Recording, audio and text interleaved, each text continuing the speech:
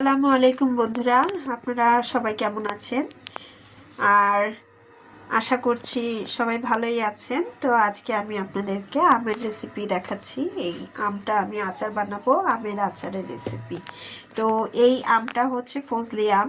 ফজলি আমটাকে আমি ঠিক এইভাবে কেটেছি, এরকম করে আমি চামড়া সহই নিয়েছি, ভালোভাবে ধুয়ে তারপর ছোট ছোট করে টুকরো করে নিয়েছি এভাবে। তো এই আমটাতে আমি বিভিন্ন রকমের মশলা দিয়ে দিয়েছি, সরিষা বাটা, আদা রসুন, হলুদ মরিচের ফাঁকি আর সরিষা বাটা, এই সব কিছু মিলিয়ে মেখে একটু 2-3 ঘন্টার মতো রোদে রেখেছিলাম। তো এখন আমি কড়াইতে তেল দিয়েছি, সরিষার তেল। এটা আমার বড় ভাইয়ের খাঁটি সরিষার তেল, কারণ নিজেদের ঘানি থেকে বানানো এই তেল। এই সরিষার তেলের ভিতরে আমি এখন এটাকে জাস্ট ফোড়ন দিয়ে দিব। ফোড়নটা আসলে অনেকেই মনে করে যে সব কিছু দিয়েই ফোড়ন দিলে হয়, আর আমি এখানে করেছি কি সব কিছু মেখে রেখেছি, কিছুক্ষণ রোদে রেখেছি। তো আমি এখন এই গরম তেলের ভিতরেই এটাকে ফোড়ন দিয়ে দিব।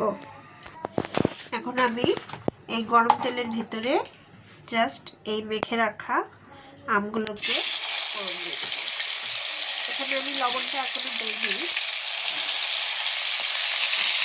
লবণটা আমি এটা ছেড়ে দেওয়ার পর দেব। তো অনেকে এই সোমবারটা আমের আচার করার আগে রসুন, আস্ত রসুনও দিতে পারেন। তো আমি এখানে আস্ত রসুনটা ইউজ করছি না, কারণ আমি এটাতে বাটা রসুন দিয়েছি। আর আস্ত রসুনটা আমি যদি এখন দিয়ে দিই তাহলে রসুনটা আমার কাছে অতিরিক্ত হয়ে যাবে, এই জন্য আমি আর দিচ্ছি না। আর আপনারা যদি মনে করেন যে এতে কিছু পরিমাণ বাটা রসুন, এমনকি কিছু পরিমাণ কাঁচা রসুন কুচি করে এর সাথে এই ফোড়নের মাধ্যমেই দিতে পারবেন, যে রসুন আর আদা কুচি এগুলো একটু তেলে ফোড়ন দিয়ে তারপরে এই আমটা, মেখে দেওয়া আমটাকে দিতে পারেন। অথবা এতে আমের আচারটা বিভিন্নভাবেই করা যায়।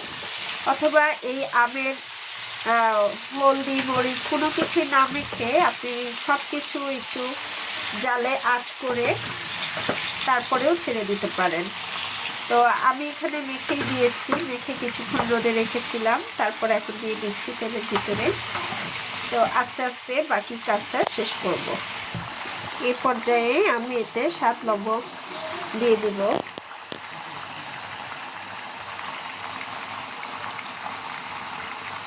এখানে 5 কেজি আমের মতো আছে,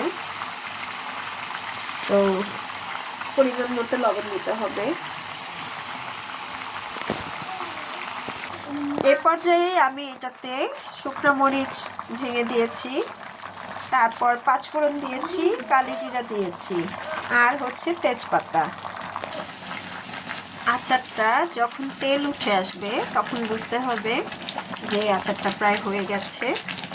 তো এভাবে ঠান্ডা হওয়ার পরে কাচের একটি পাত্রে সারা বছর ফ্রিজে রেখে আপনি এই আচারটি খেতে পারবেন।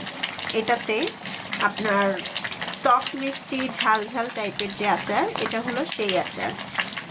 কেউ ইচ্ছে করলে শুধু মিষ্টিটাই করে দিতে পারবেন, আবার কেউ যদি মনে করেন আমি টকটা বেশি খাবো, সেক্ষেত্রে চিনির পরিমাণটা কম দিতে হবে। তো আজকে এই পর্যন্ত বন্ধুরা, আচারের রেসিপি আপনাদের কেমন লাগলো অবশ্যই জানাবেন। আর ভালো লেগে থাকলে আমার চ্যানেলটি অবশ্যই সাবস্ক্রাইব করতে ভুলবেন না। তো আজকে এই পর্যন্ত বন্ধুরা, ভালো থাকবেন। আল্লাহ হাফেজ।